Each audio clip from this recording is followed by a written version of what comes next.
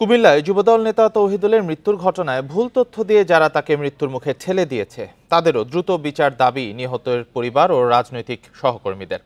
আর তদন্তে দ্রুত অগ্রগতি ও পরিবারের নিরাপত্তার বিষয়ে আশ্বাস সেনাবাহিনীর। যৌথ বাহিনীর অভিযানে আটকের পর নির্যাতনে যুবদল নেতা তৌহিদুল ইসলামের মৃত্যুর ঘটনায় শোক সন্তপ্ত পরিবারের সাথে দেখা করতে যান জেলা যুবদলের নেতারা। ব্যক্তিগত দ্বন্দ্ব বা রাজনৈতিক অপশক্তির ইন্ধনের কারণ অনুসন্ধানের মাধ্যমে বিচার নিশ্চিতের তাগিদ তাদের।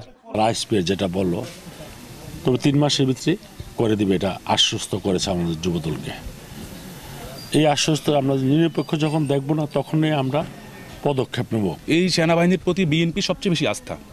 এখানে হয়েছে সেনাবাহিনীর কাছে কেউ একজন ভুল তথ্য দিয়েছে।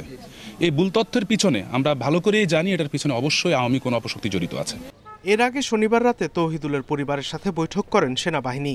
এ সময় মৃত্যুর ঘটনা গুরুত্বের সাথে তদন্তের পাশাপাশি পরিবারের নিরাপত্তার বিষয়ে আশ্বাস দেওয়া হয়েছে বলে জানান সভায় উপস্থিত বৈষম্য বিরোধী ছাত্র আন্দোলনের নেতা। ওনার পরিবারের পক্ষ থেকে দাবি ছিল একদম স্পষ্ট যে সেনাবাহিনীর পাশে যারা সিভিল ড্রেস পরেছিল, এই সিভিল ড্রেস পরে যারা ছিল তারা কারা, তাদেরকে দ্রুতই আপনার খুঁজে বের করা এবং খুব ইমিডিয়েট একটা অ্যাকশন নেওয়া।